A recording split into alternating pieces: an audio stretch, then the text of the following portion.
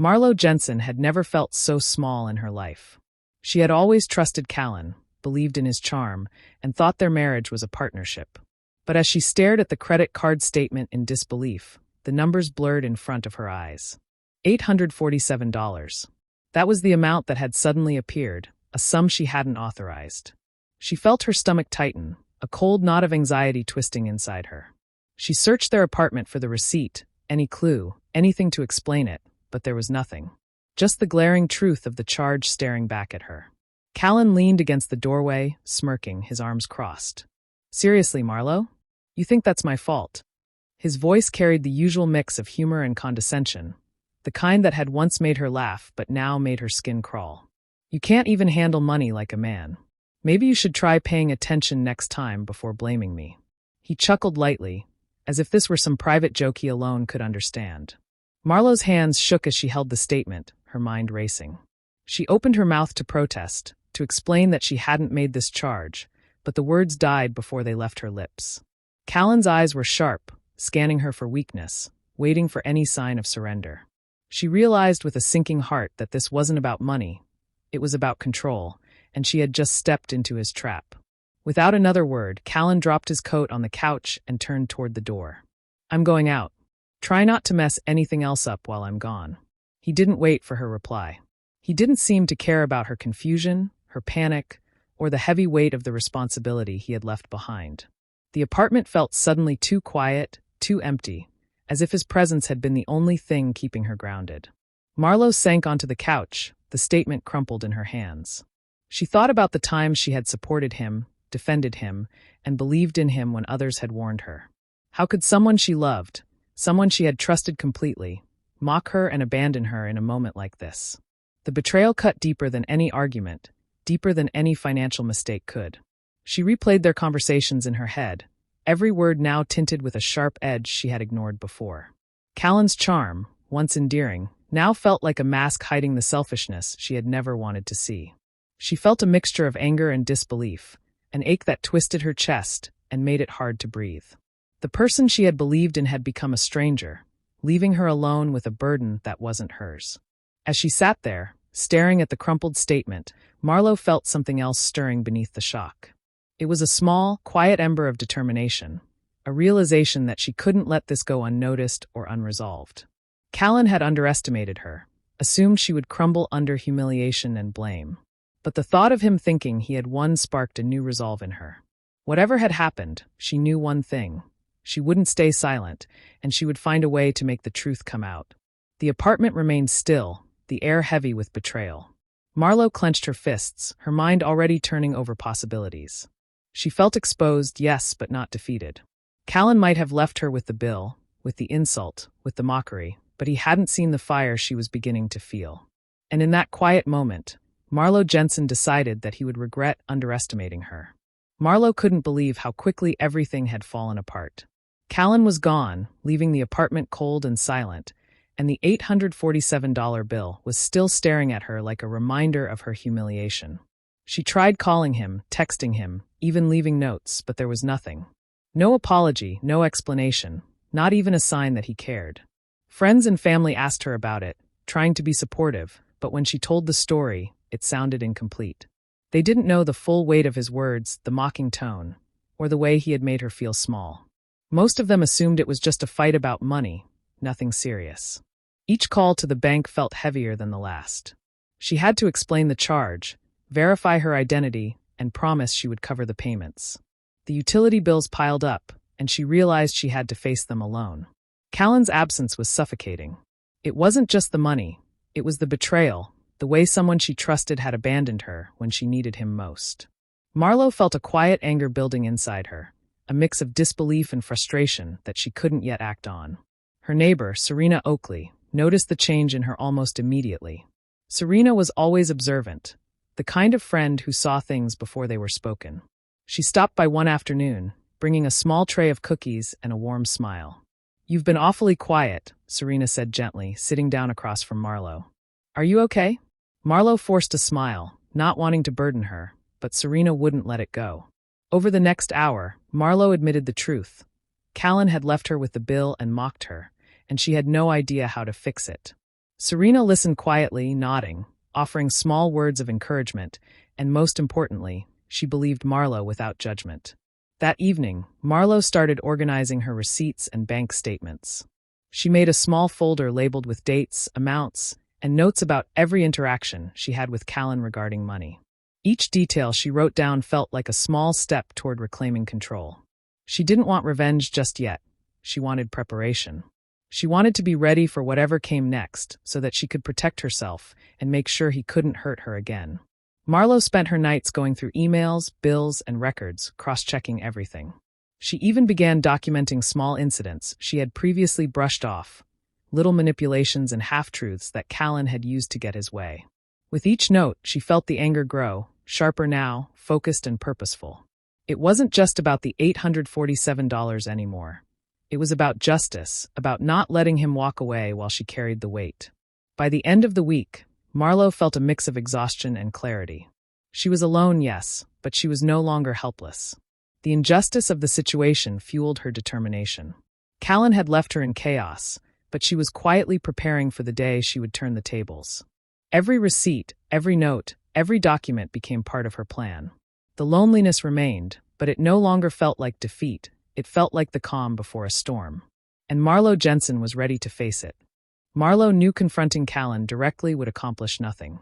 He was clever with words, quick with excuses, and always had a way to make himself look innocent. She didn't want an argument or another round of mockery. What she wanted was proof that he had been lying, manipulating, and taking advantage of her trust. She needed a plan that was quiet, methodical, and impossible for him to deny. She began by reviewing every financial statement they had ever shared. Small charges he had made without asking, withdrawals she had never noticed, even bills that mysteriously came due without explanation. All of it started to form a pattern. Marlo took notes, writing down dates, amounts, and the context of each expense. She discovered loans he had taken out in her name, subtle purchases hidden among legitimate bills, and instances where he had misled her about money he claimed he had spent for us. Each piece of evidence added fuel to her growing resolve. At the same time, Marlo paid attention to his behavior outside their home. She noticed how he spoke to friends, the way he exaggerated stories to make himself look clever or generous. He would laugh while telling them about how easy it was to leave her with the bill, bragging about how little effort it took to manipulate her. It made her blood boil to hear it, but it also gave her insight into his arrogance and overconfidence. He was so sure that no one would suspect him, so sure that he could escape accountability, that he left himself open to being exposed. Marlo started collecting physical evidence too. Receipts from stores, emails he had sent, even small notes he left behind that contradicted his stories. She created a folder, organizing everything meticulously, labeling it with dates and details. Every small piece became part of a bigger picture, a record she could rely on when the time came. The more she documented, the more empowered she felt. Callan had built a world where he could manipulate and control, but in quietly preparing her evidence, Marlo was taking back that control. She imagined the moment she could present the truth, the satisfaction of seeing people understand who he really was without her needing to shout or argue. She also observed how he flaunted his carefree life to others, showing off dinners, trips, and purchases, never once considering the chaos he had left behind. That arrogance, she realized, was her advantage. His confidence in his own cleverness made him predictable. Marlo could see the cracks in his armor, and she was ready to exploit them with precision.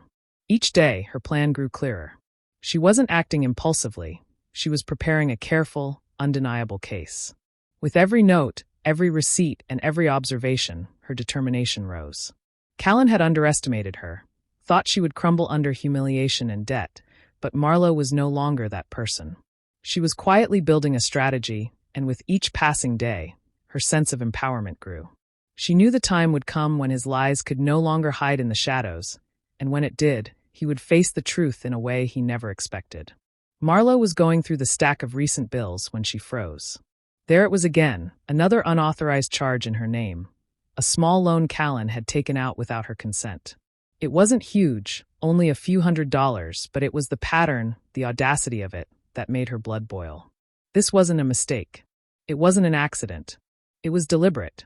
He was using her name, her trust, and her credit as if it were his personal playground. The moment she realized what he had done, a rush of clarity hit her. All the previous incidents, the $847, the mocking, the abandonment, suddenly made sense as part of a bigger picture. Callan wasn't careless. He was manipulative, selfish, and thought he could get away with anything. Marlowe's shock turned quickly into fury. Her mind raced, but this time it wasn't panic. It was focus. She knew exactly what she had to do. She wouldn't let him continue unchallenged. She needed revenge, but it had to be smart.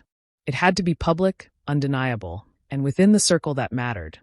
The people who knew them and respected them, not lost in some faceless social media post.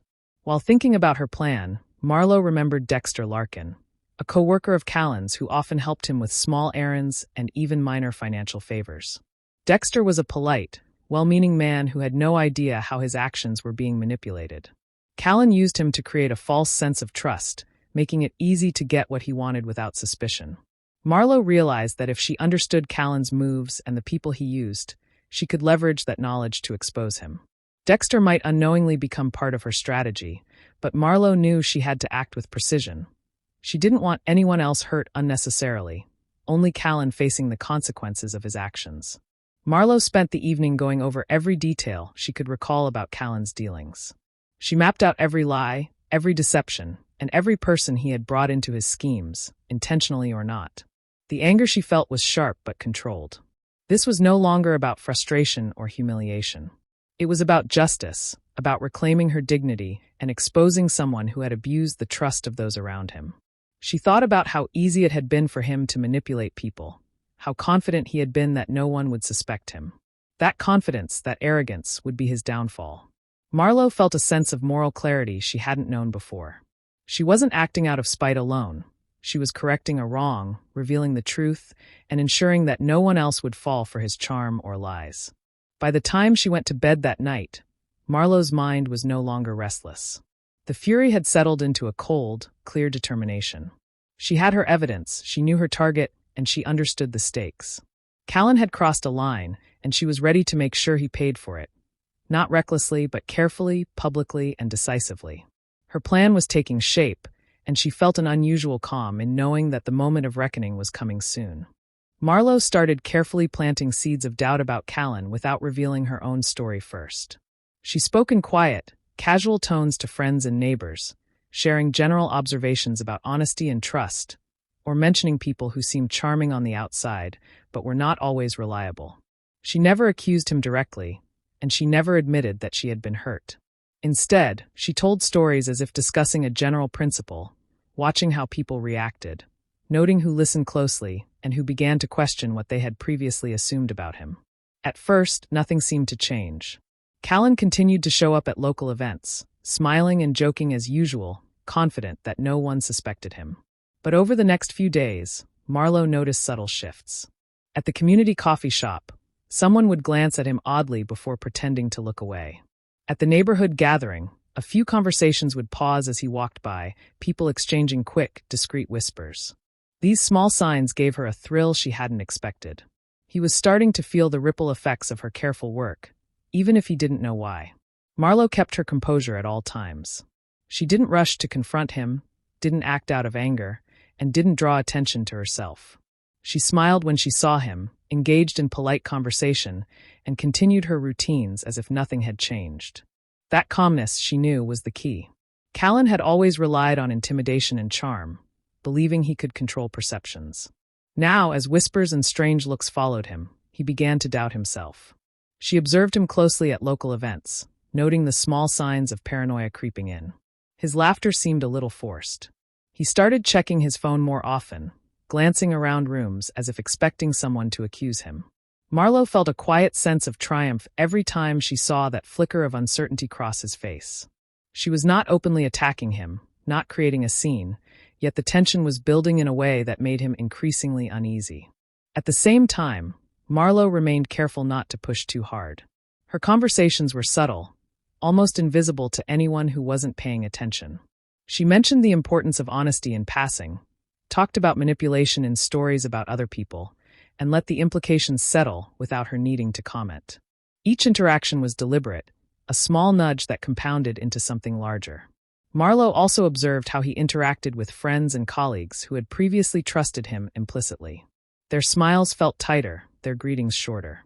She could see his mind working, trying to figure out what had changed, trying to regain control of a situation that was slowly slipping from his grasp. By the end of the week, Marlowe felt a deep sense of satisfaction. The silent game she had started was working. Callan was unsettled, unsure, and beginning to sense that his world was not as secure as he had believed. She hadn't lifted a finger aggressively, yet the tension in the air was palpable. Each suspicious glance, each whispered conversation, was a reminder that her plan was unfolding exactly as she intended. She walked through her days with quiet confidence, knowing that patience and subtlety were her strongest allies. Callan's unraveling had begun, and she was watching it happen without him ever suspecting who was behind it.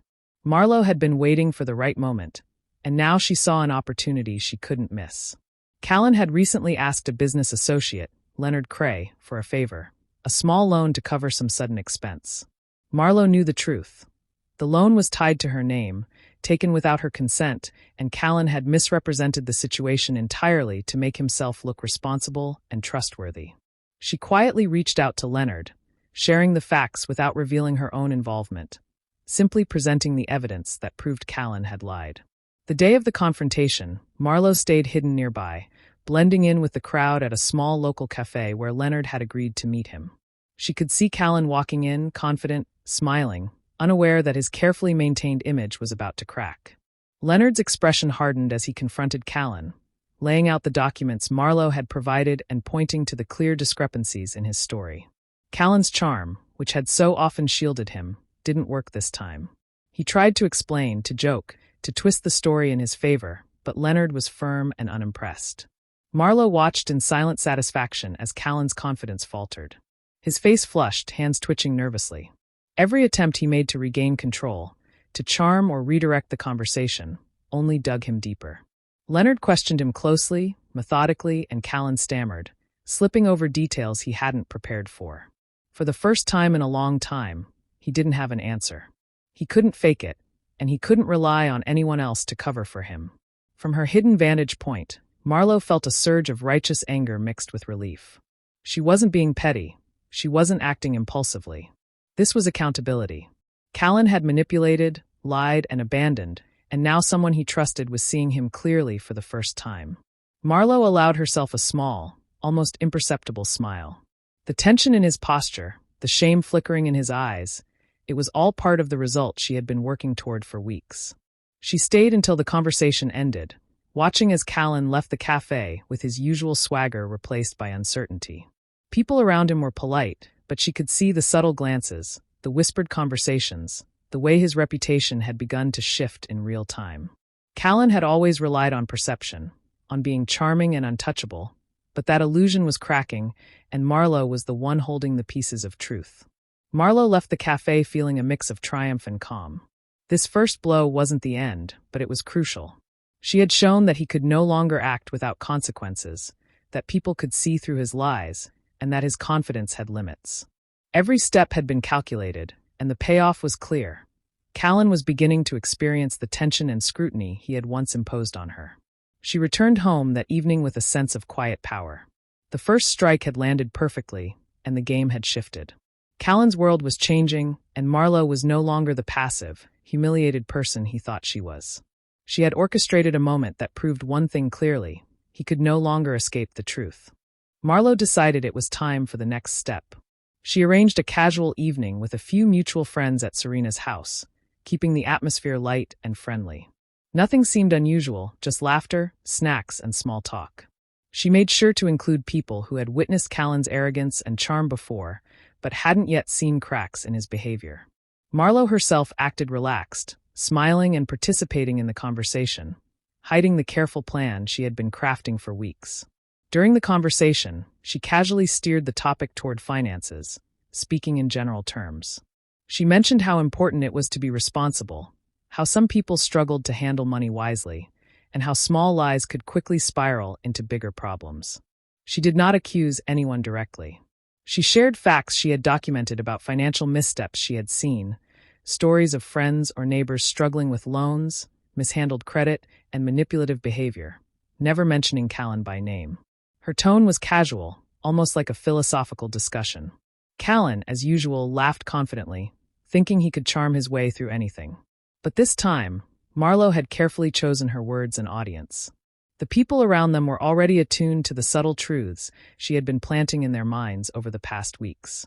Callan, overconfident and eager to appear smart and witty, began responding. He started trying to clarify minor financial mistakes, making jokes to cover up his embarrassment.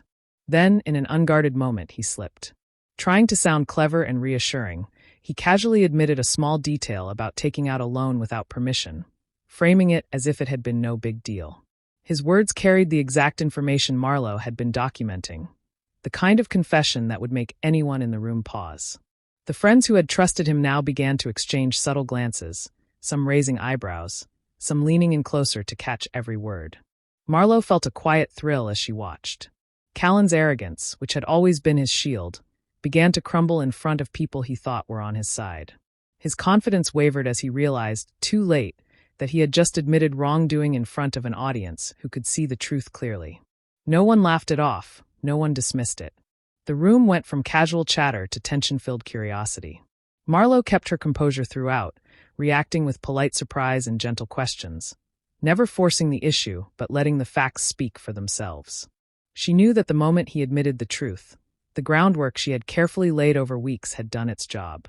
Mutual acquaintances now had cause to question his character, and Callan felt the weight of exposure pressing in. By the end of the evening, he left looking uneasy, less sure of his charm, more cautious with his words. Marlowe returned home with a sense of vindication and satisfaction. The confession had been subtle, carefully orchestrated, but powerful. She had exposed him without confrontation, relying only on his own arrogance to undo him, and the suspense of watching it unfold had been exquisite. She knew the game was far from over, but for the first time, she saw cracks in his carefully constructed facade, and it felt like victory. Callan began to notice the consequences of his actions more clearly. At work, colleagues were quieter around him, their smiles a little forced. At neighborhood gatherings, whispers followed him wherever he went. Even friends he had considered loyal were starting to pull away, asking subtle questions about the choices he had made. The careful mask of charm and confidence he had worn for years was slipping, and for the first time, he felt exposed and uneasy. Marlowe observed all of this with a sense of calm satisfaction. She no longer felt the sting of humiliation that had hit her when he left her with that $847 bill. Instead, she felt the quiet power that came from taking control of the situation without lashing out or creating a scene. The social embarrassment Callan now faced was a direct result of her patience, planning, and strategic exposure. She had watched him falter, stumble, and finally face the reality of his actions, and it gave her a sense of relief she hadn't expected. She knew it was time to reclaim her dignity fully. Marlowe quietly took care of the $847 bill herself, settling it in full so she could close that chapter without lingering resentment or financial burden. It was not about the money. It was about showing herself that she could act decisively, responsibly, and with integrity. By paying the bill, she regained control over her life and removed the last tangible reminder of Callan's betrayal. At the same time, she made sure the lesson for Callan remained clear. She did not cover for his emotional irresponsibility. He still had to face the consequences of the hurt, humiliation, and disruption he had caused. He could no longer charm, manipulate, or hide behind excuses. Every strained interaction, every awkward glance, every moment of doubt he now experienced was a reflection of his own choices. Marlowe had ensured that accountability could not be avoided.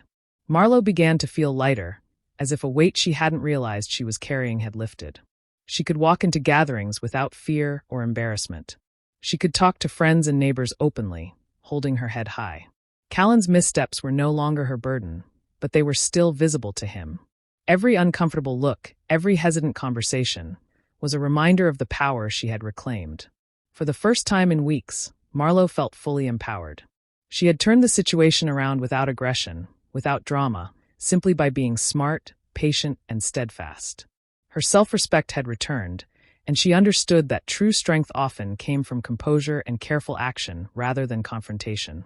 As she moved through her days, she noticed a shift in her own mindset. The anger that had once consumed her had transformed into clarity and confidence. Callan's embarrassment was no longer a source of excitement alone. It was a marker of her own growth. She had endured betrayal and humiliation, but she had responded in a way that honored herself, setting clear boundaries and reclaiming her dignity. By handling the $847 and letting him face the emotional consequences, Marlowe had reached a turning point. The balance had shifted, and she felt in control of her life again. Callan's arrogance had been checked, and her own self-respect had been restored. The relief she felt was deep, steady, and empowering, marking the start of a new chapter she could fully own. A few days after reclaiming her dignity, Marlowe heard something that made her blood boil all over again. Callan, unable to change his habits, had tried to cheat someone else financially, using the same tricks he had used on her. This time, it was a distant acquaintance, a man named Roger Holloway, who had trusted Callan with some small investment advice. Marlowe felt a mixture of anger and determination. She knew she couldn't let this go unnoticed. Not for Roger and not for herself. Marlowe gathered the evidence she needed, quietly documenting everything she had discovered. Receipts, messages, and inconsistencies in Callan's story formed a clear pattern of manipulation. She didn't rush. She was careful, methodical, and precise, knowing that any mistake could reduce the impact of exposing him. Her patience over the past weeks had taught her that timing and discretion were everything. When she felt ready, she contacted Roger privately. Calmly and respectfully, she laid out the facts, showing him the proof of Callan's deceit. She didn't need to exaggerate or embellish. The evidence spoke for itself. Roger's shock was immediate, but he was grateful.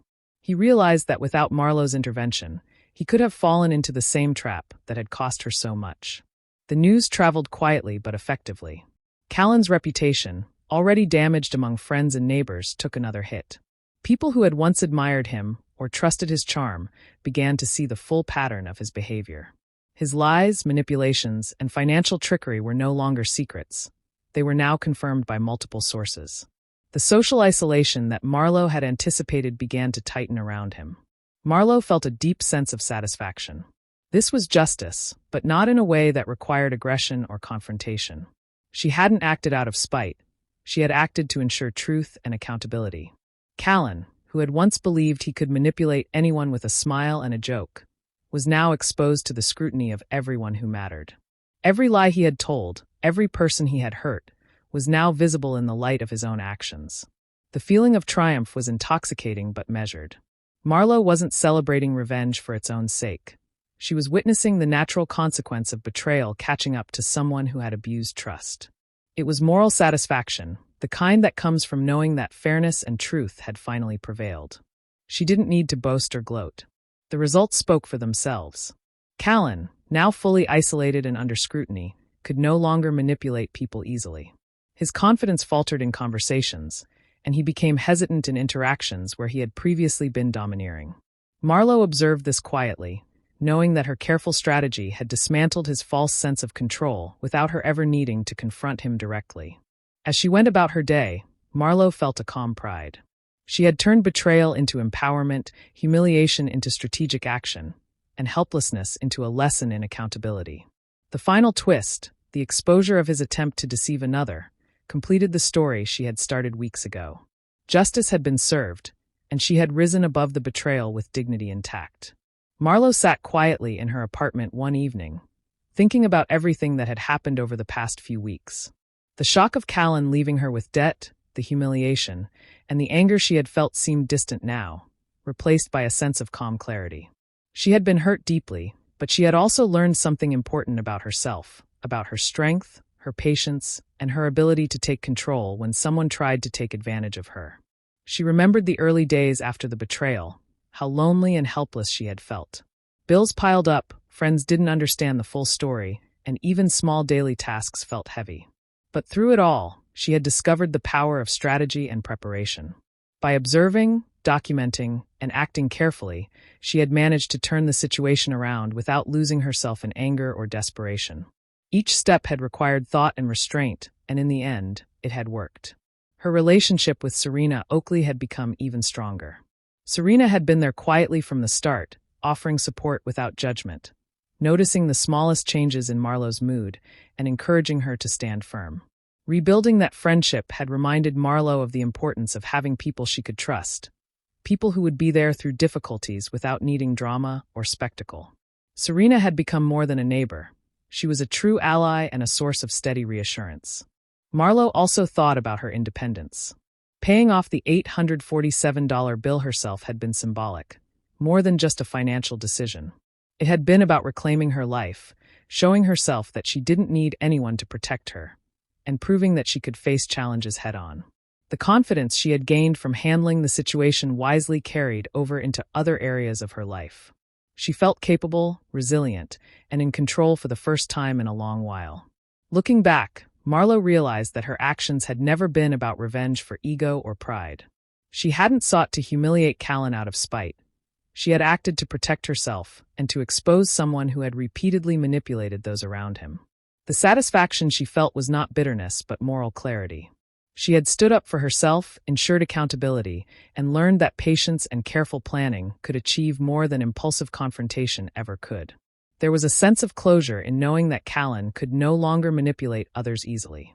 He had faced the consequences of his actions, and she had gained something far more valuable: self-respect, personal growth, and emotional freedom.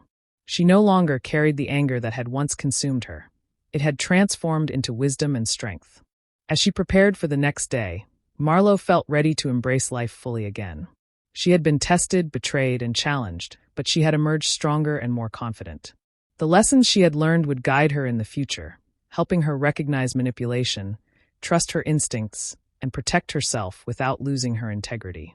Marlowe smiled, feeling at peace. She had survived betrayal, reclaimed her dignity, and grown into someone who knew her own worth. The journey had been painful, but it had also been empowering. She was ready to move forward, independent, confident, and secure in the knowledge that she had faced the storm and come out stronger on the other side.